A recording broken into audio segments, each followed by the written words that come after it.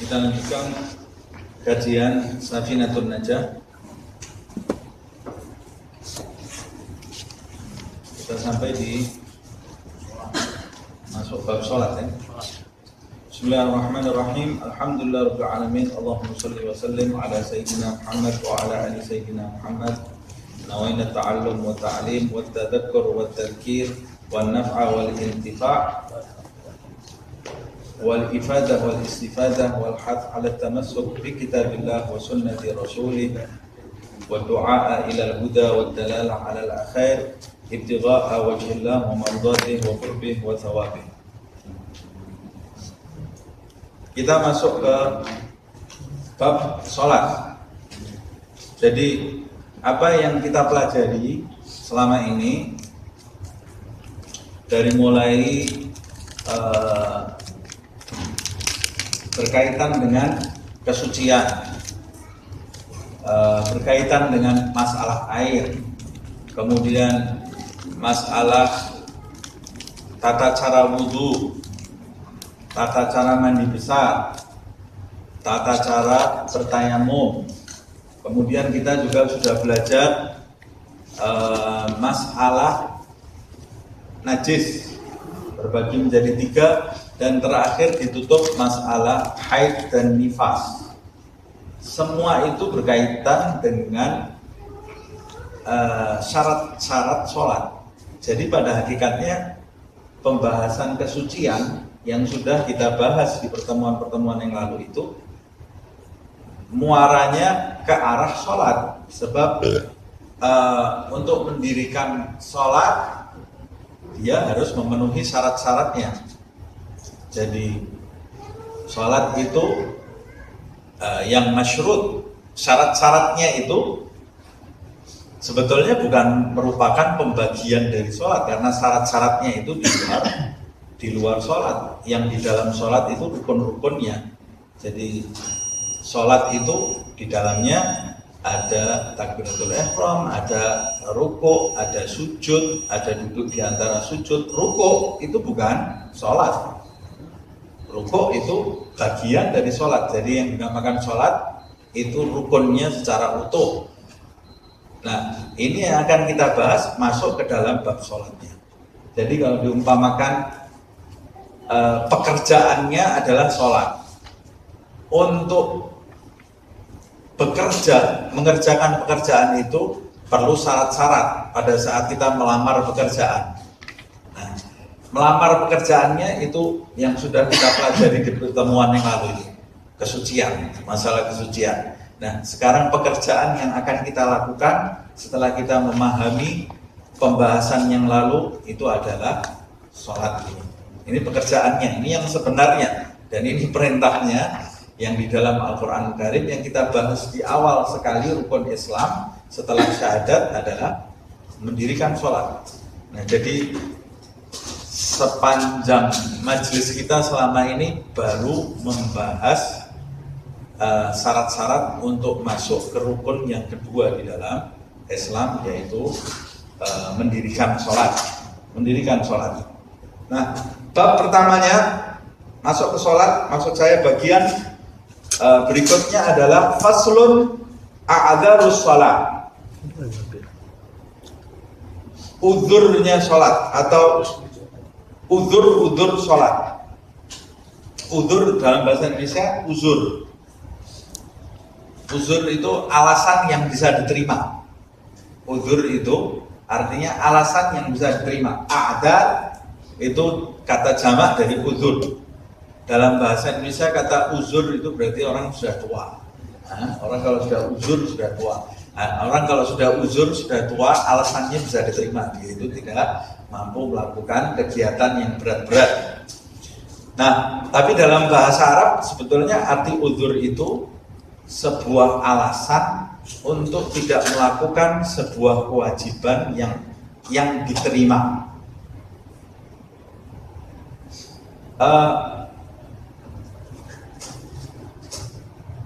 Maksudnya jadi a'dzarus shalah, alasan-alasan yang diterima ketika seseorang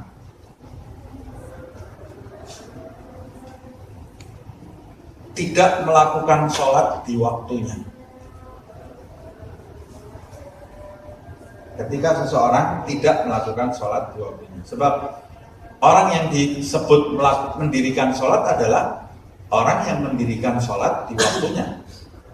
Jadi sebetulnya mendirikan sholat di waktunya itu adalah perbuatan yang wajib, yang diperintah oleh Allah Subhanahu wa Ta'ala di dalam ayat suci Al-Quran.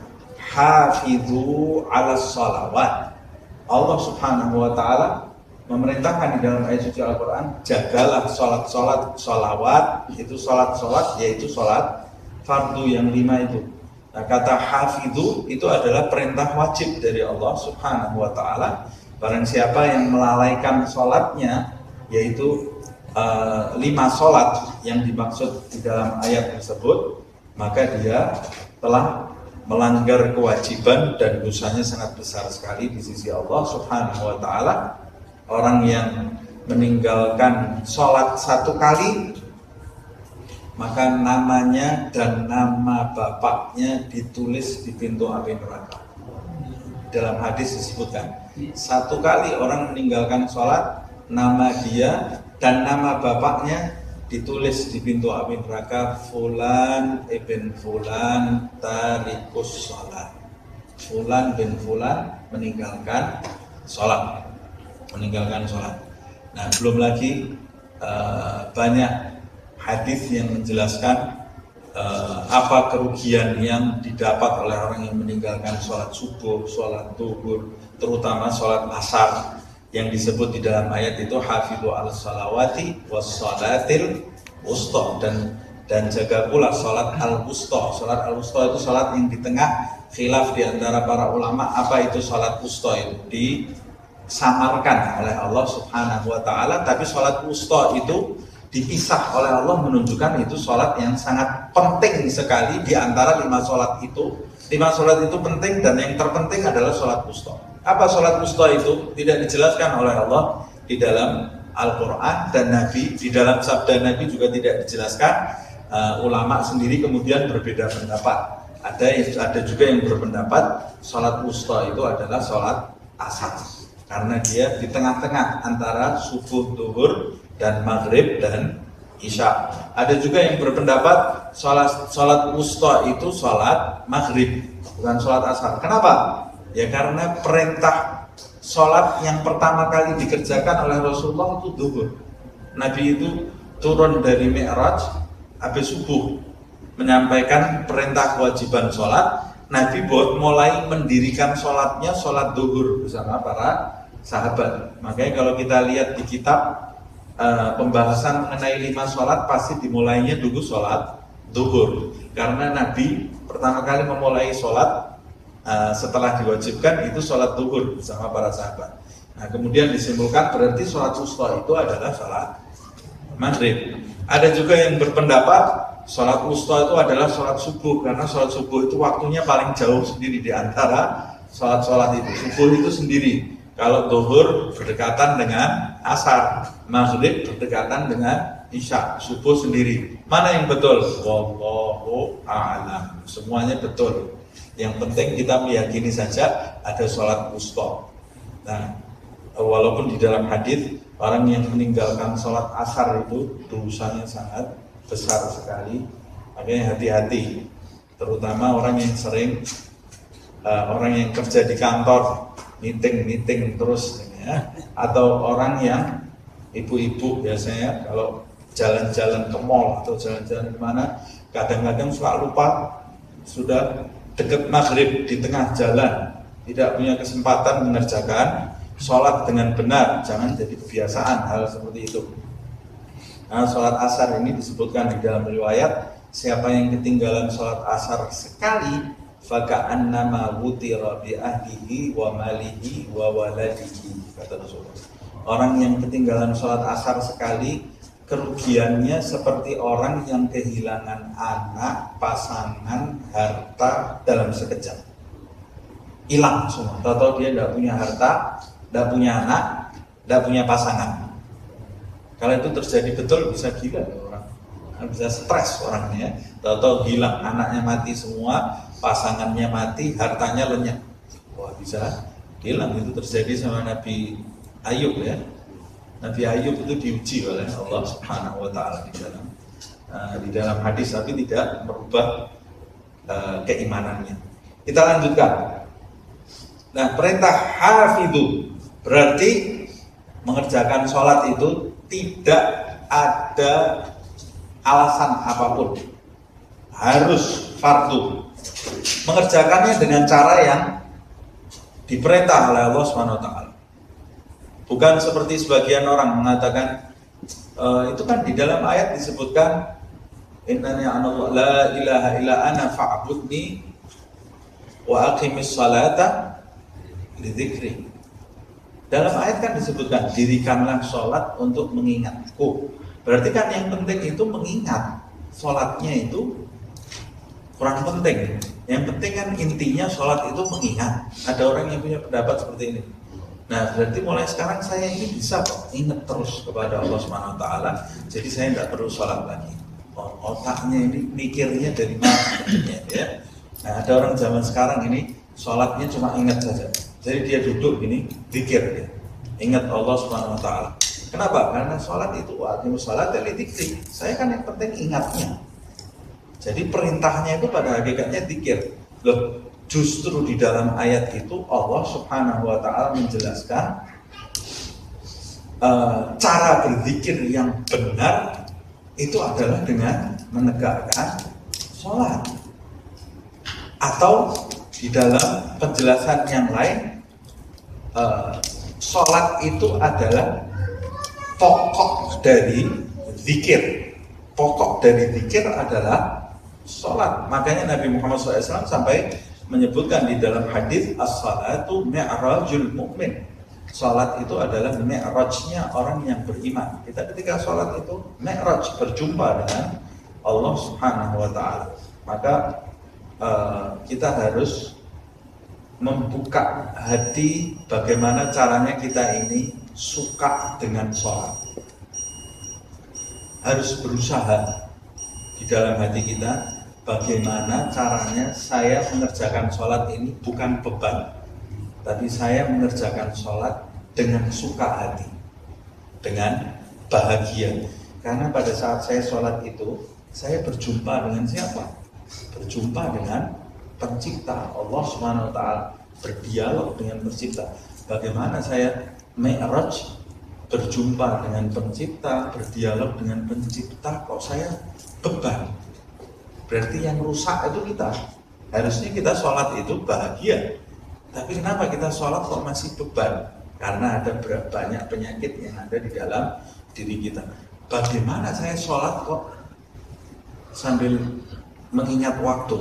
Ya Allah, ini sudah terlalu lama nih sholat. Sholatnya cepat-cepat. Harusnya di waktu sholat itu kita menikmati sholat tadi. Nabi sendiri mengatakan wa ju'ilat qurrata 'aini fis shalah. Rasulullah mengatakan Allah menjadikan kesenanganku di dunia ini adalah sholat. Nabi itu mengatakan kesenanganku, hobiku di dunia adalah sholat. Berarti kalau saya tidak senang sama sholat, hobi saya ini jauh dari hobinya Rasulullah SAW. Yang rusak siapa? Ya kita ini. Berarti ada kerusakan di dalam jiwa kita, sehingga kita tidak menyukai sholat. Kalau kita mengaku mau mengikuti Nabi Muhammad SAW, maka kita harus mencintai sholat juga. Harus mencintai sholat. Berarti itu hati kita sama dengan hati Rasulullah SAW. Nah, kita lanjutkan. Nah, tapi di dalam fikih dijelaskan ada dua uzur yang bisa diterima ketika seseorang itu ketinggalan sholat dari waktunya, bukan tidak sholat. Ya. Adzarus shalah di sini, orang meninggalkan sholat dari waktunya dosa, kecuali jika dia punya udzur. Apa udzurnya? Udzurnya sholat itu hanya dua. Yang pertama an-naumu, tidur. Yang kedua an-nisyan, lupa. Wah, ini enak ya, tidur Nah, tidur itu bukan semua tidur. Tidur yang seperti apa? Yang pertama tidur. Tidur yang seperti apa yang udurnya merupakan udurnya sholat? Tidur yang batasan tidur yang merupakan udzur sholat adalah satu, tidur yang dilakukan sebelum masuk waktu sholat mutlak.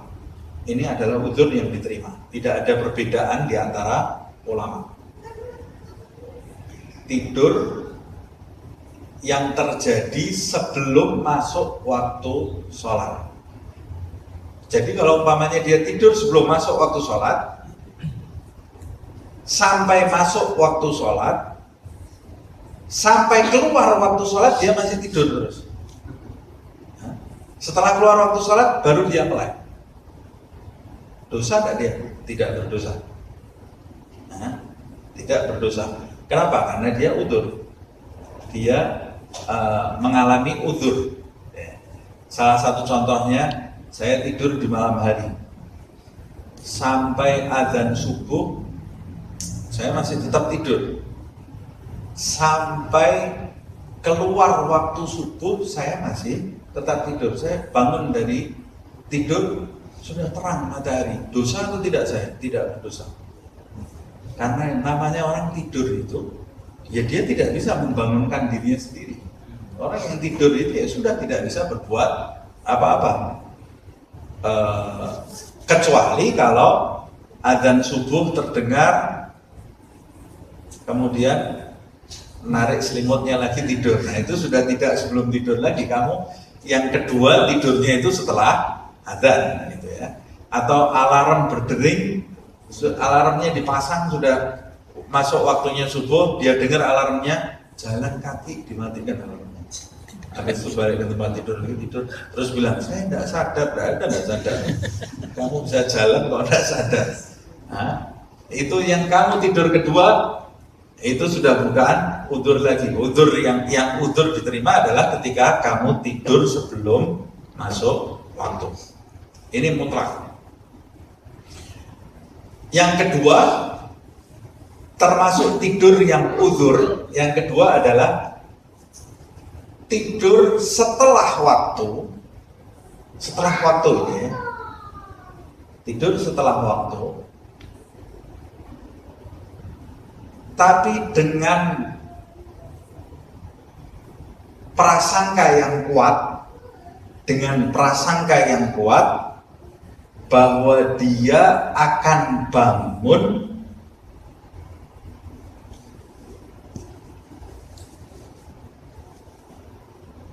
di waktu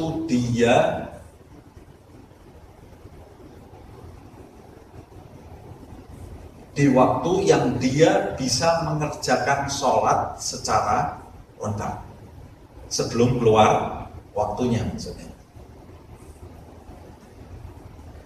Jadi dia punya dugaan, prasangka yang kuat, tidurnya habis adzan ini ya. Tapi dia punya prasangka yang kuat bahwa dia bisa bangun di waktu sebelum keluar waktu sholat itu, di waktu yang dia itu bisa melaksanakan sholat tadi secara lengkap. Kalau dia prasangkanya, saya bisa bangun, tapi ini zuhurnya 2 rakaat, di waktu zuhur 2 rakaatnya lagi sudah kena asar, tidak boleh tidur dia. Tidak boleh tidur. Nah, jadi udzur tidur yang kedua yang bisa diterima, tidur setelah masuk waktu, tapi dengan prasangka yang kuat bahwa dia bisa bangun di waktu itu dan bisa melaksanakan sholat secara lengkap. Jadi sebelum keluar waktunya. Nah, bagaimana prasangka yang kuat itu? Prasangka yang kuat itu bisa diketahui dengan pengalaman. Orang itu kan tahu dirinya sendiri. Umpamanya, saya ini mudah bangun orangnya, pasang alarm. Saya tidur habis adzan zuhur, karena terlalu lelah saya tidur habis adzan zuhur.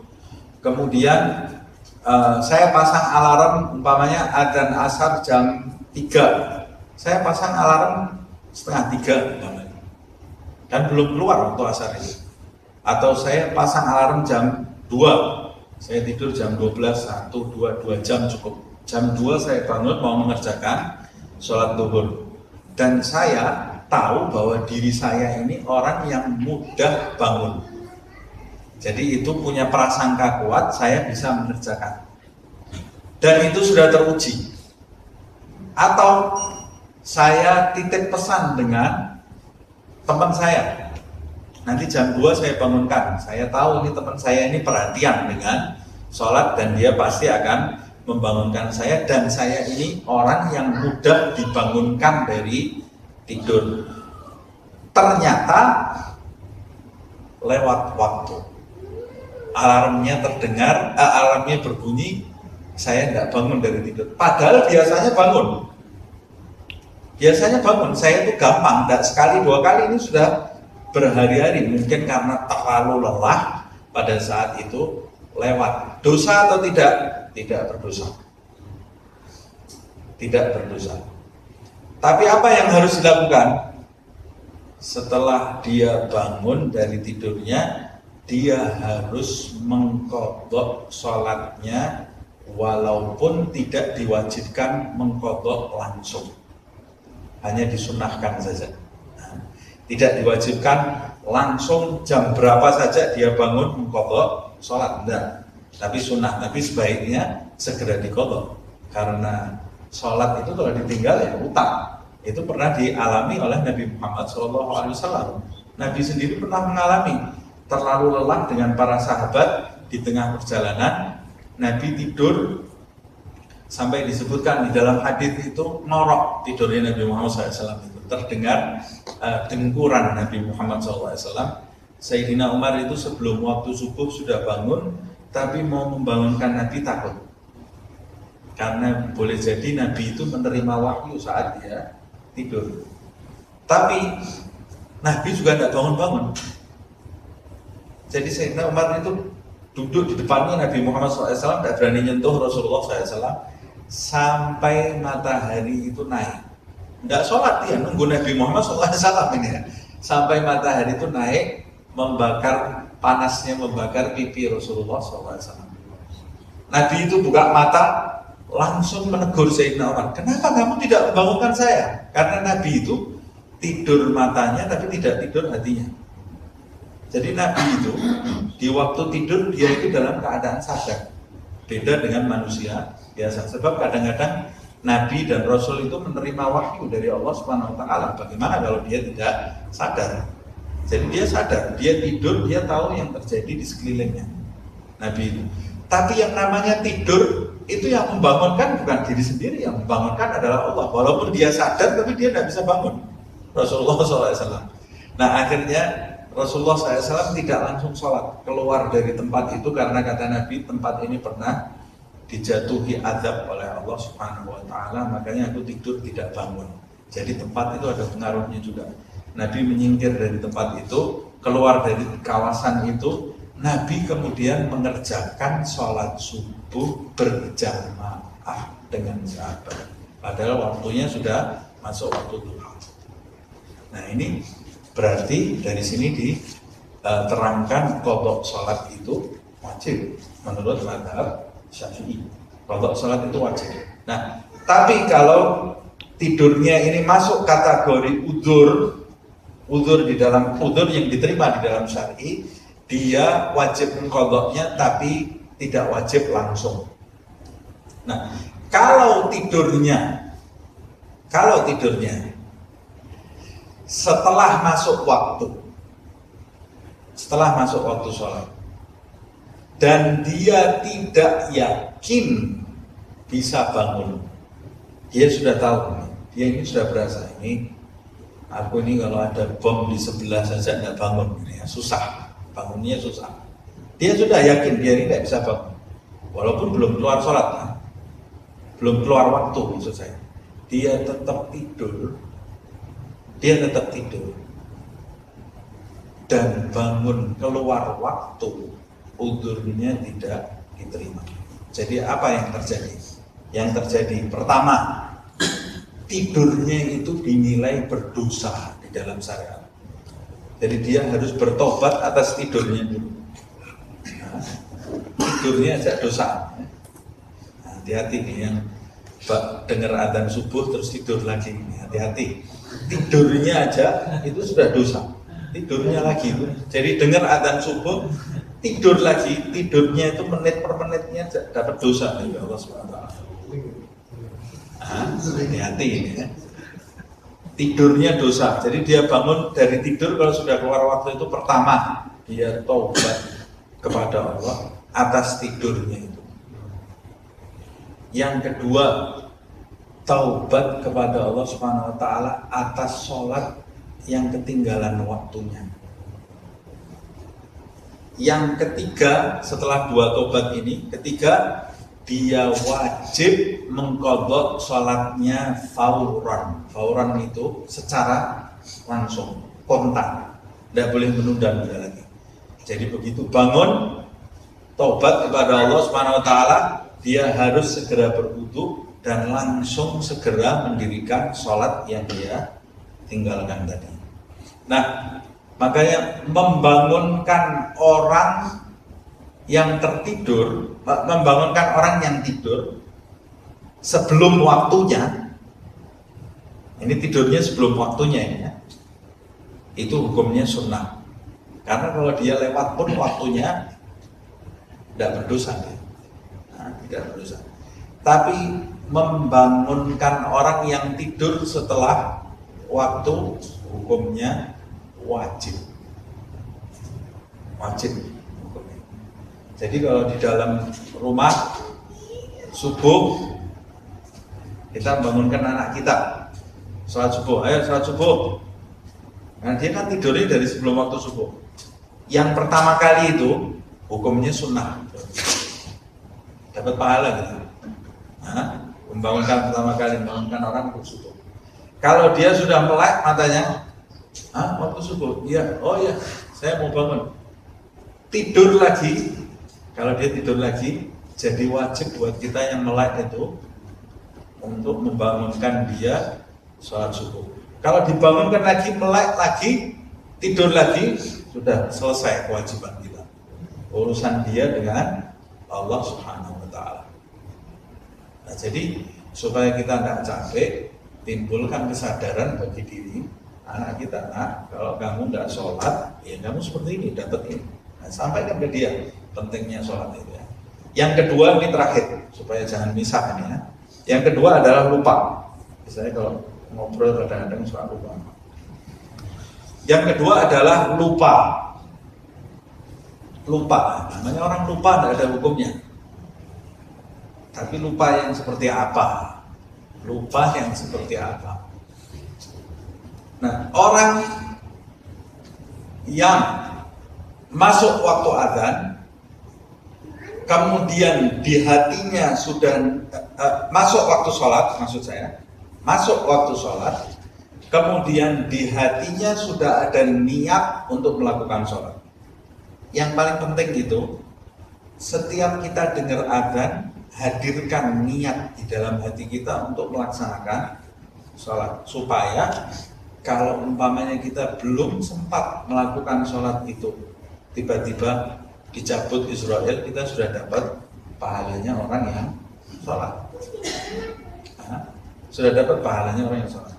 Nah, yang bahaya itu kalau orang yang lalai, dengar adzan sama sekali tidak ada niatan di dalam dirinya untuk mendirikan sholat. Nah, orang yang terdengar adzan masuk waktu, kemudian niat di dalam hatinya untuk mendirikan sholat, tapi kalau dia masih disibukkan dengan hal-hal yang dipentingkan oleh agama, yang tidak bisa dia putus,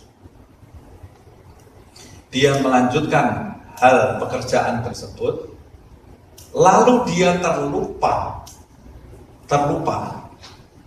berasa dia sudah sholat. Umpamanya itu biasanya orang yang biasa sholat di awal waktu, orang yang biasa sholat di awal waktu, terus tiba-tiba suatu ketika ada pekerjaan yang belum bisa dia tinggal.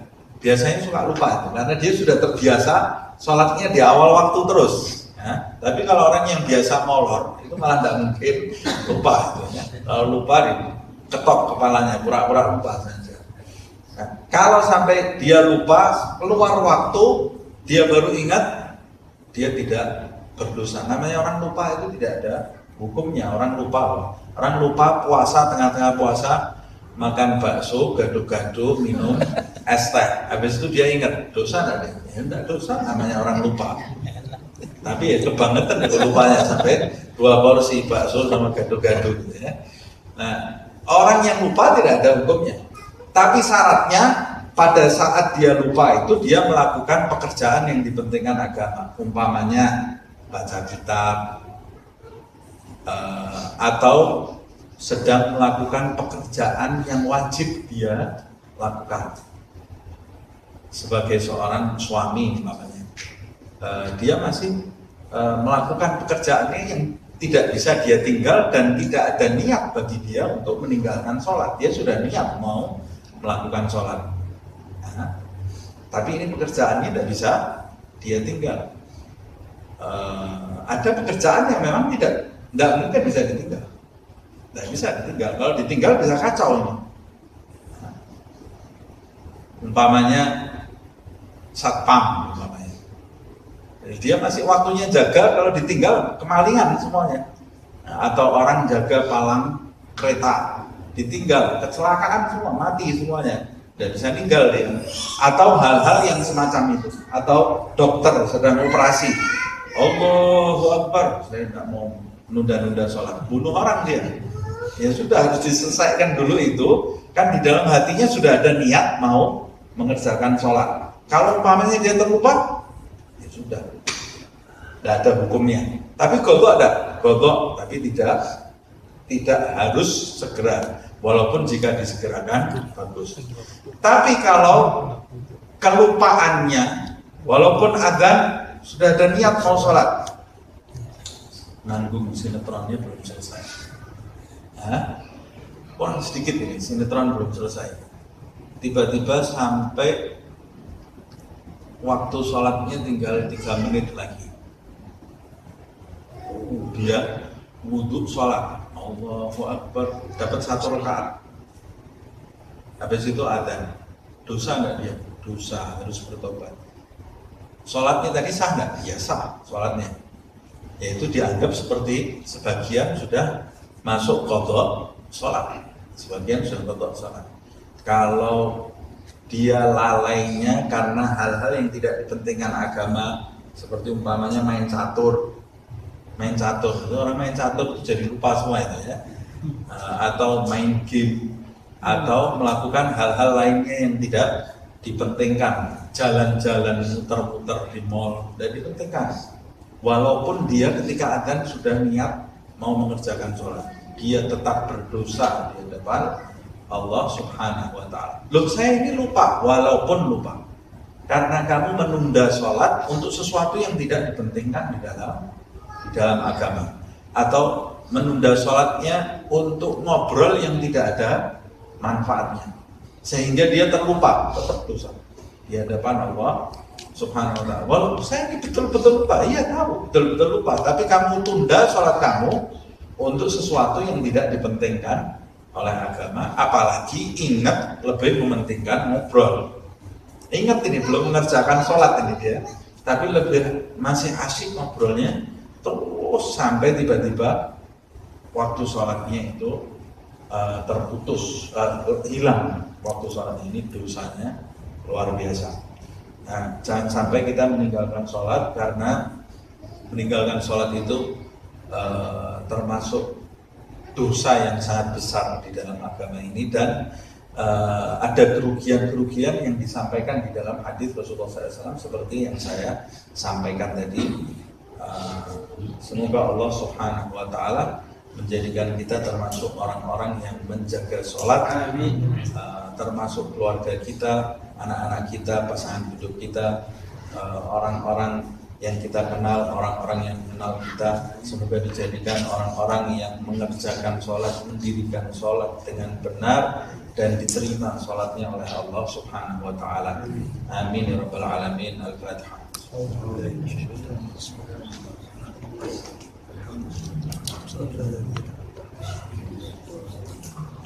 يا ربنا اعترفنا بأننا اقترفنا وأننا أسرفنا على لظى أشرفنا فتب علينا توبة تغسل لكل حوبة واستر لنا العورات وآمن الروعات واغفر لوالدينا ربي ومولودينا والأهل والإخوان وسائر الخلان وكل ذي محبة أو جيرة أو صحبة والمسلمين أجمع آمين ربي اسمع فضلا وجودا منا لا باكتساب منا بالمصطفى الرسول نحظى بكل سود بالمصطفى الرسول نحظى بكل سود